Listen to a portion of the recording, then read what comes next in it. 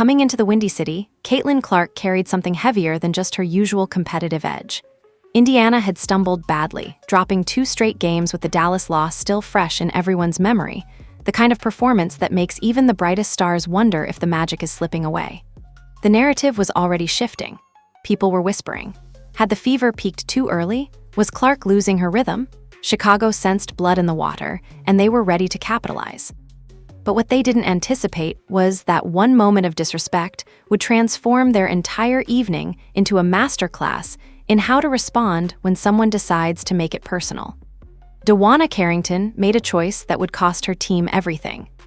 She mocked Caitlyn Clark on national television, thinking it was psychological warfare.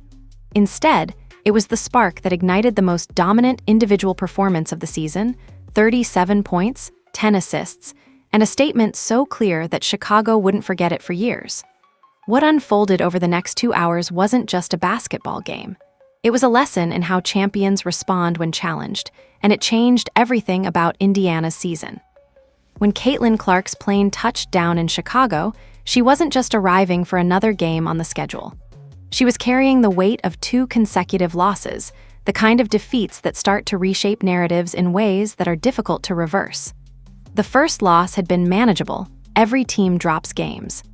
But the second one, especially the brutal night against Dallas, had started to plant seeds of doubt in places where confidence had previously been unshakable. Sports have a way of doing that. One bad week can erase months of dominance from the conversation. Suddenly, the questions shift. The tone changes.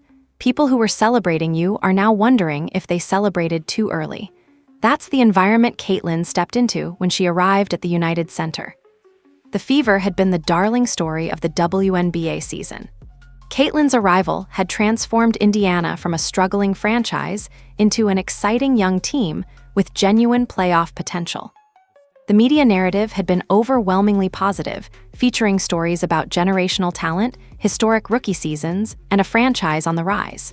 But narratives are fragile things. They depend on continuous success to maintain their momentum. The moment you lose, especially when you lose twice in a row, people start asking whether the previous success was real or just a hot streak. Had Caitlyn been playing against inferior competition? Was Indiana overrated? Had the league figured out how to defend her? These weren't wild conspiracy theories. They were legitimate basketball questions that emerge whenever any team hits a rough patch. The Dallas game in particular had been difficult to watch for Indiana fans.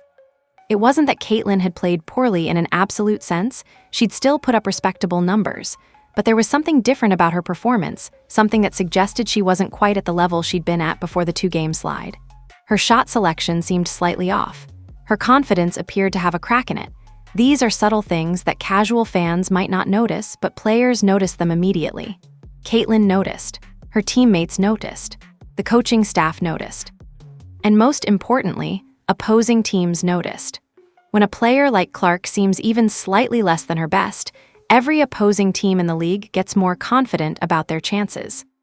Chicago, in particular, had circled this game on their calendar. The Sky are a proud franchise with legitimate championship aspirations. They didn't view Indiana as equals, not yet anyway. They saw Indiana as a young team that had had a hot streak, a franchise that had gotten some lucky wins early in the season when opponents were still figuring out how to play against Caitlyn's unique skill set. Now, with Indiana reeling from 2 losses, Chicago felt like they had an opportunity to make a statement. They could beat the hottest young talent in the league and prove that the Fever's early success was overrated. They could establish themselves as the dominant force in the Eastern Conference and send a message to the rest of the league about how things actually worked in the real world of professional basketball. But what Chicago didn't fully understand was that Caitlyn Clark doesn't process adversity the way most players do. Most players, when they're struggling, become more cautious. They second-guess themselves. They try to prove something in ways that often backfire. But Caitlyn had grown up in an environment where competition and pressure were constants. Her father had been a college baseball player. Her family understood what it meant to be tested.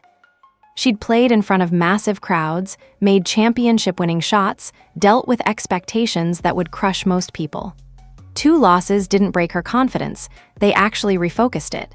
They gave her something specific to prove. The Dallas loss particularly gnawed at her because it felt like an outlier, like a performance that didn't represent who she was as a player. When you play poorly, and you know you played poorly, it creates this internal urgency that's different from normal competitive drive. It's not about proving something to other people, it's about reminding yourself of what you're actually capable of. And Caitlyn had arrived in Chicago with exactly that energy. She was hungry in a way that went beyond the normal regular season hunger. She wanted to establish that the previous 2 games were anomalies, not indicators of a downward trend. She wanted to remind everyone, including herself, why she'd been the #1 overall pick in the draft. The Chicago crowd didn't understand they were about to witness something special.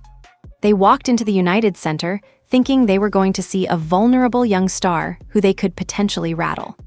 What they were actually about to see was what happens when a generational talent gets properly motivated by a combination of personal stakes and external disrespect. The game was set up for something memorable, though nobody in Chicago's locker room realized just how memorable it was about to become. They had no idea that the decision they were about to make, the choice one of their players was about to make, would define the entire evening and essentially determine their playoff fate. But that's how sports work sometimes. One moment, one decision, one gesture changes absolutely everything. DeWanna Carrington entered the game like she was walking into a confrontation she'd been waiting for.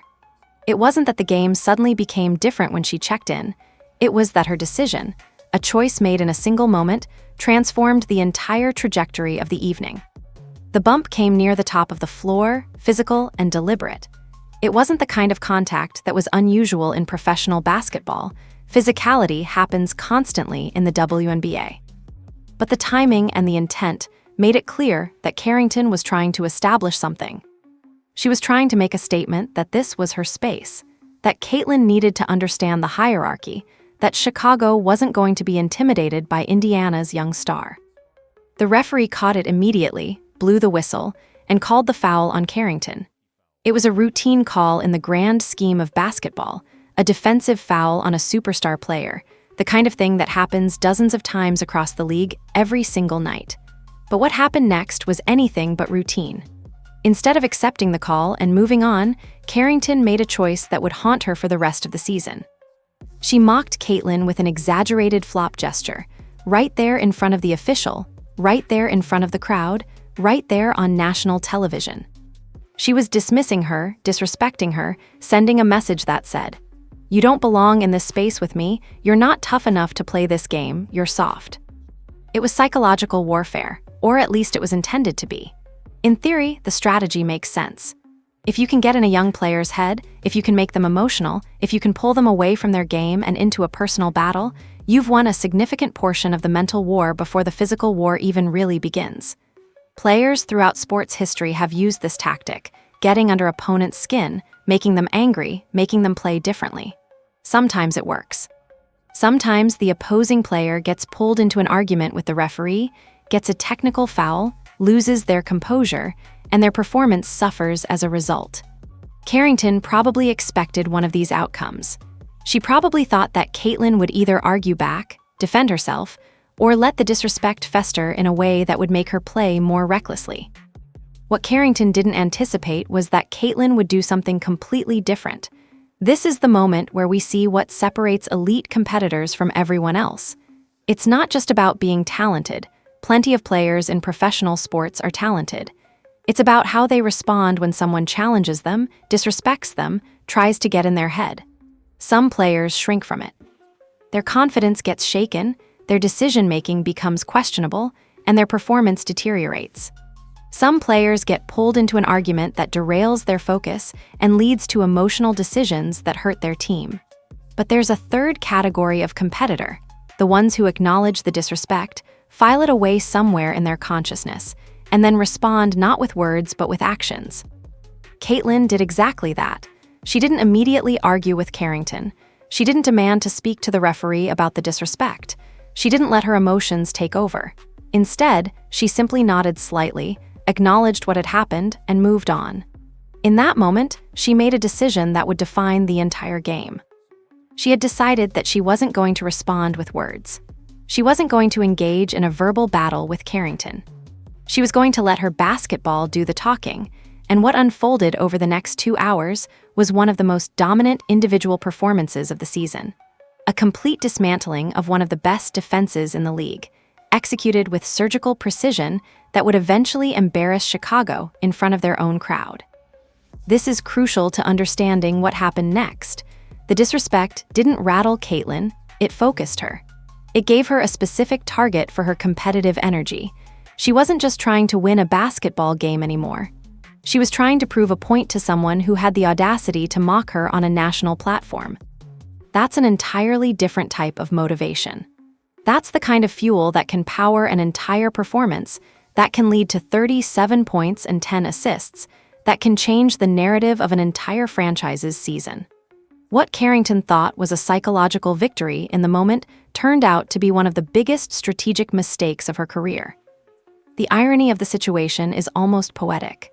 Carrington was trying to use disrespect as a weapon, trying to establish dominance through mockery and physicality. Instead, she ended up providing Caitlyn with exactly what she needed, a clear, personal reason to play at her absolute best. Athletes respond to different motivations.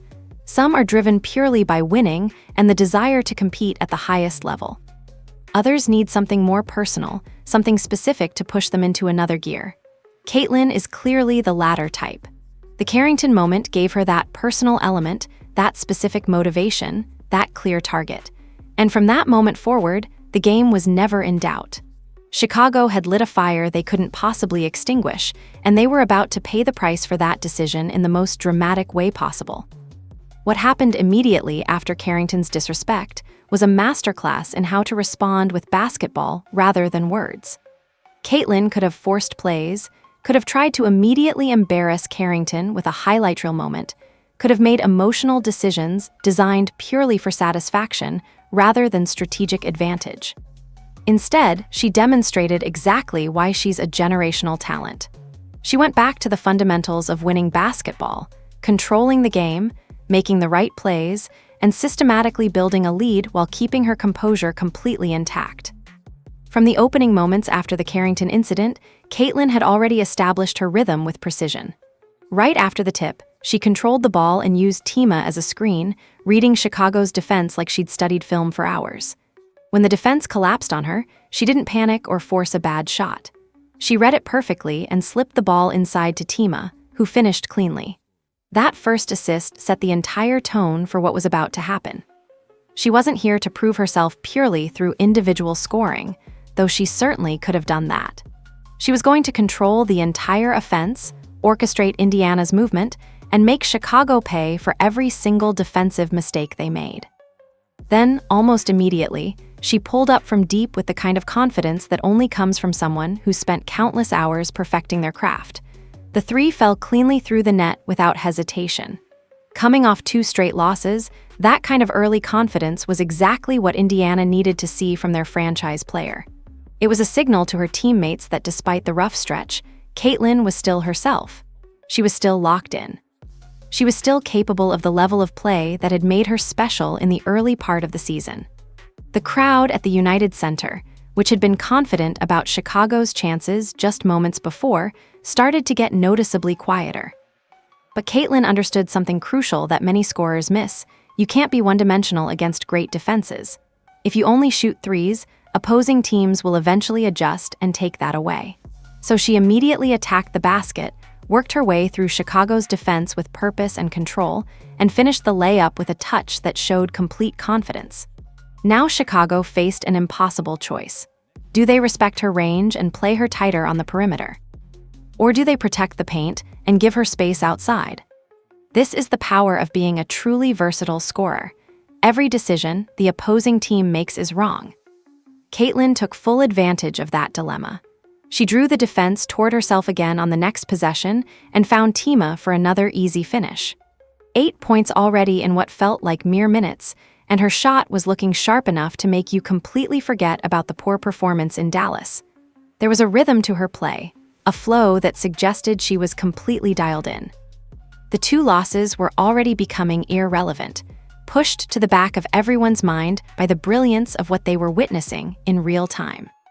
Then came the moment that truly changed everything. Carrington entered the game with fresh legs and the intention of making an impact, and she did exactly that, just not in the way she intended.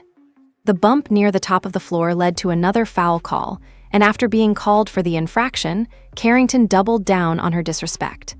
She mocked Caitlyn with the flop gesture again, trying to establish that she wasn't intimidated. This time, Caitlyn had a different response. She immediately isolated Carrington on the very next possession, created separation with a step-back three-pointer, and drilled it directly over her defender. The message was clear without a single word being spoken. You picked the wrong moment to make this personal. As they went back down the floor, Carrington bumped her again, still trying to establish physical dominance. But this time, Caitlyn just waved her away casually, like she'd already moved past this conversation entirely. There was something almost dismissive about it, not in an arrogant way, but in a way that suggested Caitlyn had bigger things to focus on than trading blows with a defender. She wasn't going to let this become a one-on-one battle, because she understood that the best way to win is often through your teammates. Rather than forcing more shots just to prove a point, Caitlyn came back down the floor, pulled Chicago's entire defense toward herself with her gravity, and found Billings cutting toward the basket for an easy finish. Even in the middle of all this drama and all this intensity, she was still making the right basketball plays. She was still controlling Indiana's offense like a conductor who'd been studying this piece of music for months. This was what separated her from other talented scorers, her unselfishness, her willingness to make the right play even when she could have made the spectacular play. Then she attacked inside again, worked her way into the paint with defenders practically dragging on her, and floated the ball softly off the glass for 2 more points. Chicago was now completely confused about their defensive approach. Every adjustment they made led to another bucket. By halftime, Caitlyn had 18 points and 6 assists, and despite her dominance, Chicago still held a 51-50 lead. But everyone in the building knew what was coming in the second half. They could feel it. The first half had been Caitlyn establishing her presence. The second half was going to be something else entirely. Coming out of the locker room for the second half, Caitlyn didn't ease back into things or warm up gradually. She came out with the intensity of someone who had spent 20 minutes thinking about how to completely dismantle Chicago's defense. The first possession established the pattern that would continue for the rest of the evening.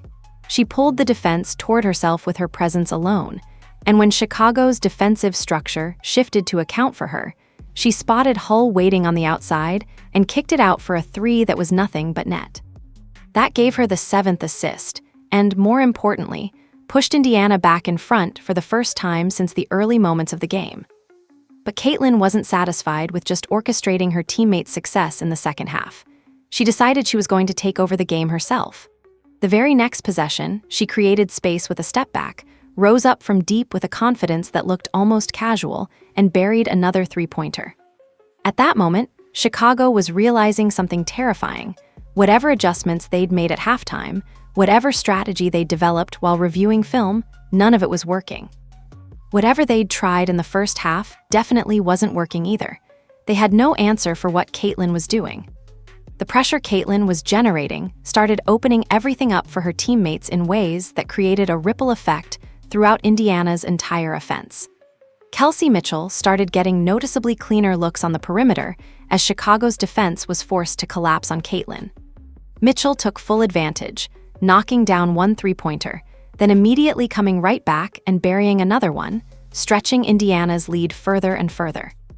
Caitlyn's gravity was so powerful, so overwhelming, that it was basically collapsing Chicago's entire defensive structure. The Sky were trying to play disciplined team defense, trying to stick to their assignments, but no defensive system could account for what happens when you have a player as talented as Caitlyn operating at her peak. Even when Chicago made the decision to essentially run Caitlyn off the 3-point line, to deny her the space to shoot from outside, she still found another way to score. She attacked the paint instead of settling for a contested 3, got downhill with her defender trying to stay with her, and softly dropped in the floater over the defense. This was what made her so impossibly difficult to stop, not just the individual talents, but the complete versatility that she possessed. She could hurt you from literally anywhere on the floor. You could take away one option, but there were always 3 more options waiting to be exploited. Then came one of the defining moments of the quarter. Caitlyn got space on the outside, pulled up from 25 feet out, practically logo range, and buried another 3-pointer to reach 26 points. At this stage of the game, Carrington's mocking gesture from the first half was starting to look like a historically bad decision. The disrespect that had been intended to psychologically rattle Caitlyn had instead become the fuel for one of the most dominant performances of the season. But Caitlyn still had one more shot that would completely shift the energy of the quarter and make it clear that Chicago was dealing with something they couldn't possibly overcome. She pulled up from around 35 feet, created the separation with another step-back dribble, and launched one from basically logo range, so far from the 3-point line that it bordered on absurdity. And then it went in. Money. That gave her 29 points and pushed Indiana's lead to 13 points. At that moment, it became clear that this wasn't just Caitlyn answering Carrington anymore, wasn't just her proving that she belonged in this space. This was Caitlyn taking a moment of disrespect and transforming it into a statement about absolute dominance. She was starting to embarrass Chicago in front of their own crowd, and everyone in the United Center could feel it. The energy in the building had shifted completely. What had been a confident crowd at the beginning of the game had turned into something much quieter, much more demoralized. Then the game suddenly got even more chaotic when Natasha Cloud got into a heated exchange with Ian's Cantor Freedom sitting courtside. Security had to step in and remove him from the arena, adding another layer of chaos to a game that was already spiraling out of control. But even with all this distraction, even with the security situation and the drama happening on the sideline, Indiana couldn't be slowed down. Kelsey Mitchell opened the quarter by burying back-to-back threes, and just when Chicago started worrying about her, Caitlyn knocked down another 3 of her own. Indiana's backcourt was completely overwhelming them at this point, attacking from every angle, making every shot, playing with a confidence that comes from knowing you're simply better than your opponents. Caitlyn had already climbed to 32 points, and the game was essentially over. Everyone just waiting for the final buzzer to acknowledge what everyone already understood. Chicago's hopes of making a statement, of proving that Indiana was overrated, of establishing themselves as the dominant force in the East, all of that had been completely dismantled by one player making the decision to respond to disrespect with dominance. The second half had been an absolute clinic in how to take control of a basketball game and never let go. But even as Caitlyn approached what was clearly going to be an incredible final stat line, she wasn't done yet. She went back to creating for everyone else instead of hoarding the ball and trying to pad her individual stats. On one possession, she pulled the defense toward herself with her presence alone, read exactly where the open man would be, and found Hind Allen cutting inside for an easy finish. That gave her the 9th assist and pushed Indiana's lead even further out of reach, making it impossible for Chicago to mount any kind of comeback. This is what separates truly elite players from good ones, the willingness to keep making the right play even when you could be chasing personal records. But Caitlyn had been saving something special for the finish of this game, a moment that would define the entire evening and put an exclamation point on everything that had come before.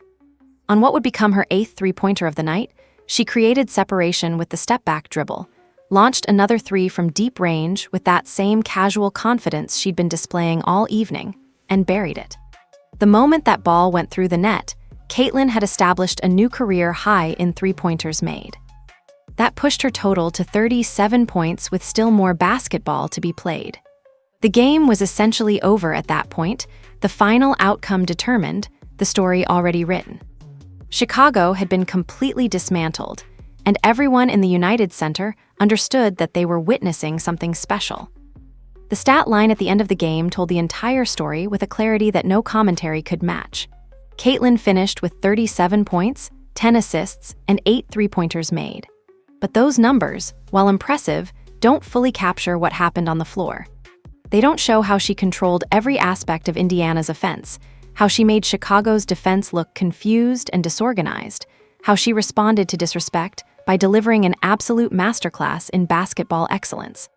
Kelsey Mitchell added 30 points of her own, proving that Indiana's offense wasn't just about Caitlyn, but that it was essentially unstoppable when she was operating at her best and making everyone around her better.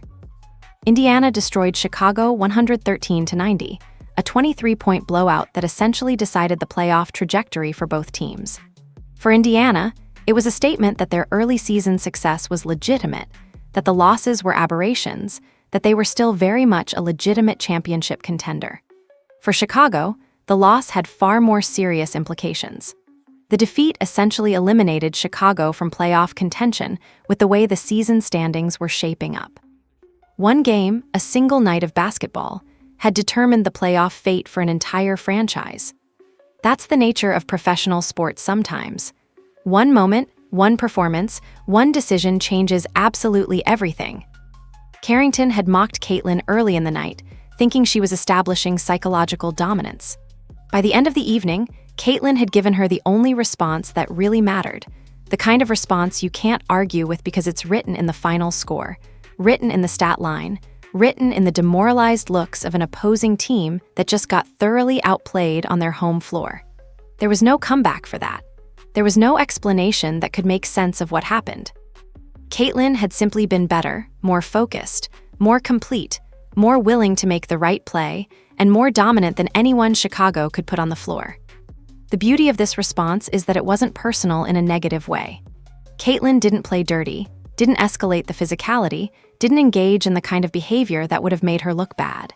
Instead, she let her basketball speak, and what her basketball said was louder and clearer than any words could possibly be.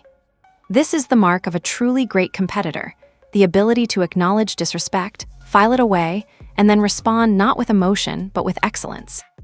She proved that she didn't need to argue with Carrington, didn't need to get in her face, didn't need to engage in any kind of verbal back and forth. All she needed to do was play her game, play it better than anyone else on the floor, and let the scoreboard tell the story. The performance would likely go down as one of the most memorable of the season, not just because of the individual statistics, but because of the context in which it happened. Caitlyn had been doubted after the two losses. People were wondering if she could bounce back, if she could respond to adversity. She answered those questions in the most definitive way possible, with a performance that left no room for debate. She had responded to disrespect with dominance, answered doubt with excellence, and transformed what could have been a season-defining loss into a season-defining victory. Looking at the final footage from the game, you could see the respect in Chicago's eyes by the end of the evening. This wasn't cockiness or arrogance from Caitlyn. It was just the inevitable result of one team being significantly better than another on that particular night, with one player playing significantly better than anyone else on the floor. Chicago had walked into the game thinking they could rattle a young star. Instead, they'd walked into a clinic on basketball excellence, delivered by someone who had decided that disrespect was going to fuel her to the highest level of performance. But maybe the biggest takeaway from this entire game isn't even about the Carrington moment or the individual dominance that Caitlyn displayed. It's about what this performance means for Caitlyn going forward and what it signals for the entire Indiana franchise moving into a crucial stretch of the season. She came into Chicago after the Fever had lost 2 straight games, which had triggered a wave of real questions throughout the basketball community and among media members who cover the league. Is the early season momentum finally catching up with them? Has Caitlyn lost some of that rhythm that made her so special and electric in her first games as a professional player? Is Indiana slipping back into the patterns that made them a lottery team before she arrived on the scene? These weren't ridiculous questions being asked by casual fans who don't understand basketball. These were legitimate basketball concerns being raised by experienced analysts who know the league well. Every team hits rough patches during a season. That's just part of the natural rhythm of professional basketball.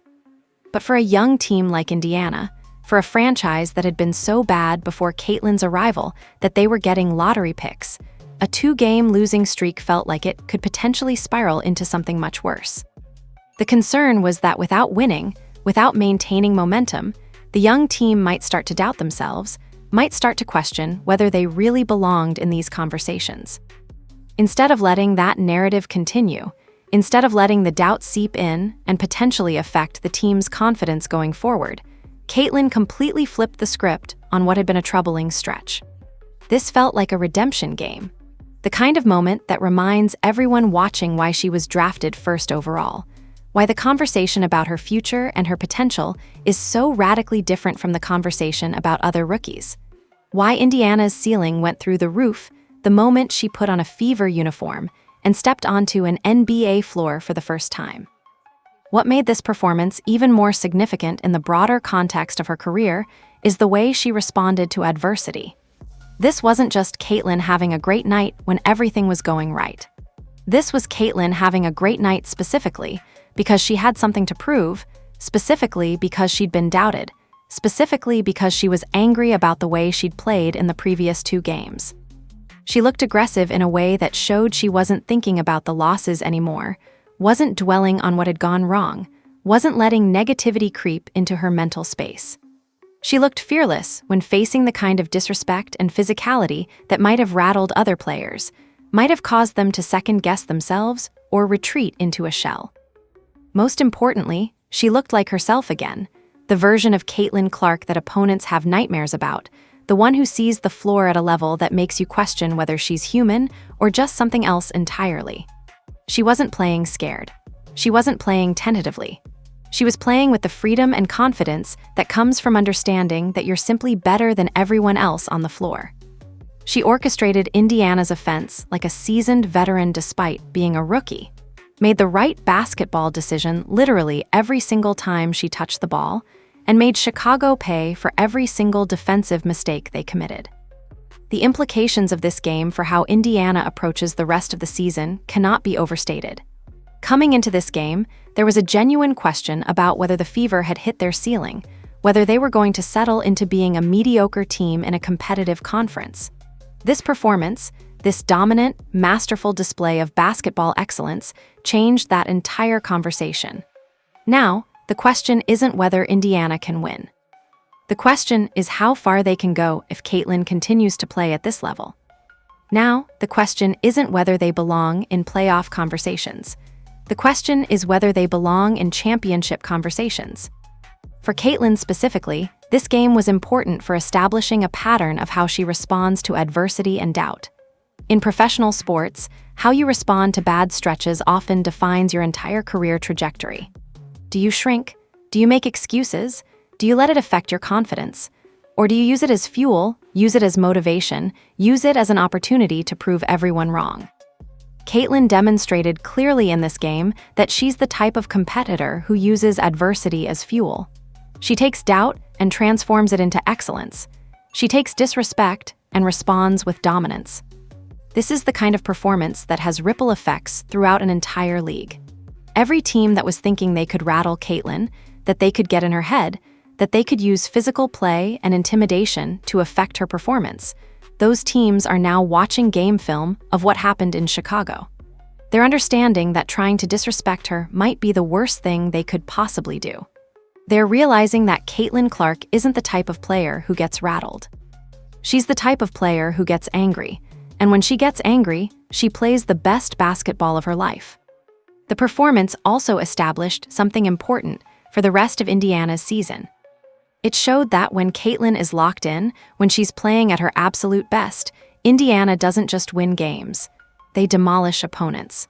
They eliminate playoff contending teams in a single evening. They prove that they're a different level of basketball team. And going forward, this is what every opponent will be thinking about when they prepare to face the Fever. They'll be thinking about what happened in Chicago. They'll be thinking about what it looks like when Caitlyn Clark decides that she's going to completely take over a basketball game. And that fear, that respect, is something that will give Indiana a psychological edge for the rest of the season. Now the real question becomes whether this is the start of another run for Indiana. Whether this performance signals the beginning of a stretch where the Fever play consistently at the level they displayed against Chicago. If Caitlyn carries this kind of confidence into the next few games, if she continues to play with this level of aggression and decision-making, if she maintains this kind of focus on both offense and facilitating for her teammates, then the Fever are going to be an entirely different problem than they were before the Chicago game. This wasn't just about one dominant performance in isolation. This was about establishing a new standard for what Indiana basketball could look like when everything was clicking. The way Caitlyn played against Chicago was sustainable basketball excellence.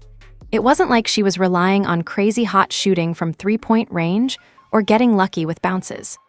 She was making the right play every single possession, attacking the defense in ways that created advantages for her teammates, reading the defense at a level that suggested she'd been playing professional basketball for years rather than weeks. This is the kind of performance that can be repeated because it's based on skill, intelligence, and decision-making rather than luck or chance. If Indiana's next opponent comes into their game thinking they can exploit some weakness that was exposed in Chicago, they're going to be disappointed. There was no weakness exposed in Chicago. The only thing that was exposed was the absolute dominance that Caitlyn is capable of displaying when she's locked in and motivated. Every opponent that faces Indiana from this point forward is going to be thinking about what happened in Chicago. They're going to be worried about Caitlyn getting angry. They're going to be concerned about her having something to prove. And that psychological edge is something that can carry a team through a playoff run. The chemistry between Caitlyn and her teammates looked different in the second half of the Chicago game. They were moving with a fluidity and a confidence that suggested everyone understood their role, understood when to attack, understood when to defer. Kelsey Mitchell was making shots at a high percentage because she was getting cleaner looks thanks to Caitlyn's gravity. The role players were finishing easy baskets because Caitlyn was making the right pass at the right time. This is what great basketball looks like: everyone playing their role, everyone understanding the system, everyone executing at a high level. If Indiana can maintain even 80% of what they displayed against Chicago, they're going to be dangerous in playoff situations. The Eastern Conference would be wise to take seriously the idea that Indiana might be about to go on a significant run. They've clearly got the talent to do it. They've clearly got the right mix of a generational talent in Caitlyn and solid complementary pieces around her. What they needed was for their franchise player to establish that she could respond to adversity and doubt with excellence, which is exactly what she did in Chicago. Looking at the schedule going forward, there are some real opportunities for Indiana to build on this momentum. If they can string together a few wins, if they can get everyone healthy and get their rhythm back, they could potentially position themselves as a genuine threat, not just in the Eastern Conference, but in the entire league. And it all started with one performance in Chicago. One game where everything clicked. One evening where Caitlyn Clark reminded everyone exactly why she was the #1 overall pick in the draft. The question now isn't whether Indiana can win basketball games. We already know they can. The question is whether they can maintain the level of excellence that Caitlyn displayed in Chicago over an extended period. Professional sports are about consistency, about showing up night after night, and executing your game plan regardless of circumstances. Some players can do it. Some players have one great game and then regress back to normal. Caitlyn has shown in her career so far that she's the type of competitor who responds to having something to prove by elevating her play. The Chicago game has essentially reset the entire narrative around Indiana's season. Before that game, people were wondering if the Fever had hit their ceiling. After that game, people are wondering how high they can actually go. That's a dramatic shift in conversation, and it all comes down to one player responding to a challenge in the most definitive way possible. Chicago gave Caitlyn something to prove, whether intentionally or not, and she responded by delivering one of the best performances of the season. Carrington's decision to mock Caitlyn has now become one of the most costly decisions in recent basketball history. Not for Caitlyn, obviously it motivated her to greatness, but for Chicago, for their playoff hopes, for their entire franchise trajectory moving forward. One gesture, one moment of disrespect, changed everything. That's how dramatic and how important individual performances can be in professional basketball. One player playing at an elite level can carry their team to victory. One player responding to motivation can change the entire complexion of a season. Going forward, this is the moment that Indiana fans will point to when talking about the turning point in their season. This is the game where their young star proved she could handle pressure, could respond to doubt, could deliver in moments that mattered most. And this is the moment when opposing teams realized that the Fever, with Caitlyn Clark leading the way, might be about to become a serious problem for everyone in their conference. The rest of the season will be defined by whether Indiana can build on what happened in Chicago or whether that game becomes an outlier. A great performance that doesn't translate into sustained success. When the final buzzer sounded in Chicago, the stat line was undeniable. 37 points, 10 assists, 8 three-pointers. But the real victory went far deeper than any individual statistic. Caitlyn had taken disrespect and transformed it into dominance. She'd faced doubt and responded with a masterclass in basketball excellence. She'd come to Chicago reeling from 2 losses and left having eliminated an entire franchise from playoff contention with one transcendent performance. This wasn't just about one game, it was about establishing who Caitlyn Clark is as a competitor and what Indiana basketball looks like when everything is aligned. The Fever destroyed the Sky 113-90, and in doing so, transformed the entire narrative of their season. For Caitlyn, this was redemption. For Indiana, it was a statement. For the rest of the league, it was a warning. This young team, led by a generational talent who responds to challenges by reaching another level, is about to be a serious problem moving forward. The question now isn't whether Indiana can win, it's how far they can go.